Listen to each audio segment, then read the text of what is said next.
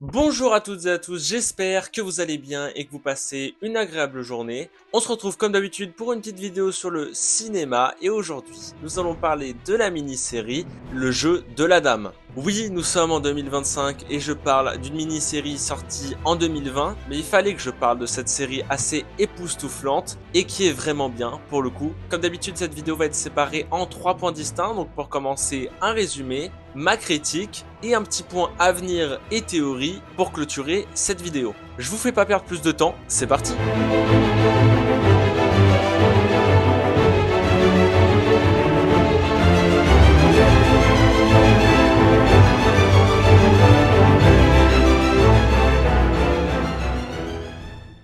Donc déjà pour commencer, c'est quoi le jeu de la dame ou The Queen's Gambit en anglais? C'est une mini-série américaine séparée en 7 épisodes d'environ 1 heure qui sont tous sortis un même jour, le 23 octobre 2020 sur Netflix. Cette mini-série a été créée par 2 personnes qui sont Scott Frank et Alan Scott et il faut savoir que c'est tiré d'un roman qui porte le même nom publié par Walter Tevis en 1983. Mais de quoi parle cette mini-série? On peut y retrouver le personnage principal, Elizabeth Harmon, une petite fille qui a perdu ses parents quand elle était petite et qui s'est retrouvée dans un genre de pensionnat. Et c'est ici où elle va apprendre petit à petit l'art des échecs grâce à Monsieur Scheibel, un sorte de concierge qui est dans le pensionnat / école et qui va donc lui apprendre les échecs avec les ouvertures, tous les trucs basiques au début. Et c'est là où on va se rendre compte qu'Elizabeth est une prodige des échecs. Et donc ça va devenir un peu son objectif de vie de 9 jusqu'à 22 ans. Elle va essayer de devenir la meilleure joueuse d'échecs au monde. Et il faut savoir que l'histoire commence au milieu des années 1950 et qu'elle se poursuit jusqu'en 1960 à peu près.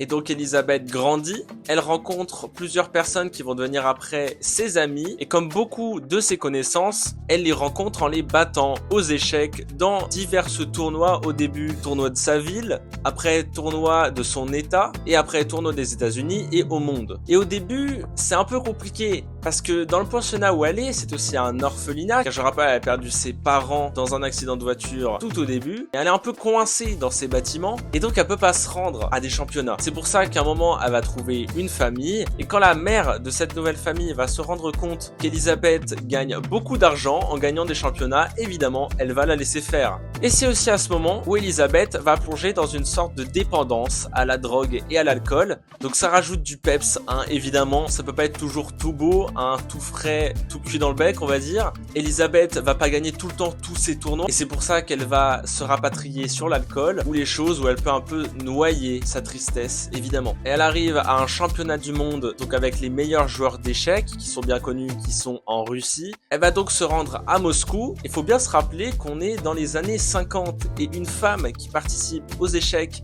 qui va en Russie, en Moscou, qui se bat que contre des hommes, c'est quand même rare et compliqué. Et c'est pour ça aussi qu'elle va se faire remarquer dans les journaux du monde entier. Une femme qui bat des grandes figures des échecs, c'est pas commun. Jusqu'au dernier épisode où il y aura la bataille finale contre Borgov, le champion actuel des échecs, et elle va donc le battre à la fin, ce qui fera aussi beaucoup de bruit. Et cette mini-série se termine comme ça, et c'est très beau. J'ai oublié de préciser qu'on pouvait retrouver des acteurs qui sont aussi très connus aujourd'hui. Après, la mini-série n'est pas très ancienne, comme Anya Taylor-Joy, je pense que vous l'avez reconnu, hein, c'est le personnage principal. Mais aussi Thomas Brody Sangster, qu'on a déjà vu dans Labyrinthe, et j'en passe, hein, évidemment. Passons directement à ma critique, et je vous le dis directement à vous, vous pouvez aussi donner la vôtre en commentaire, comme d'habitude, ça fait toujours plaisir, donc n'hésitez pas. Alors depuis le début de la vidéo, j'en parle vraiment beaucoup tout le temps avec le sourire, un peu comme tout le temps. Et évidemment, bah ça ne change pas, la mini-série est vraiment bien. Ça se dévore. À chaque épisode, on sait qu'il y en a que 7 d'1 heure et on sait que ça va se finir à un moment. Et on en veut tout le temps.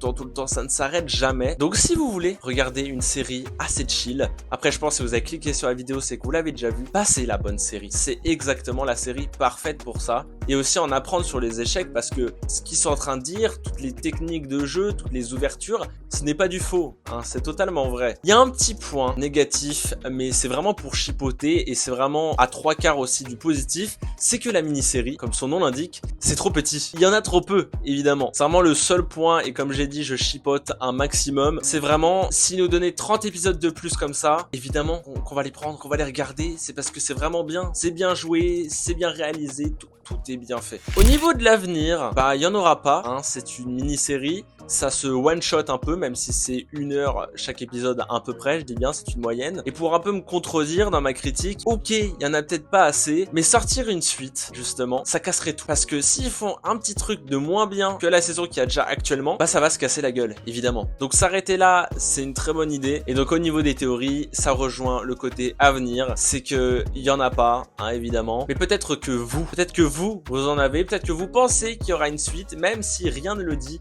peut-être que vous avez la vision des choses, et la vision des choses,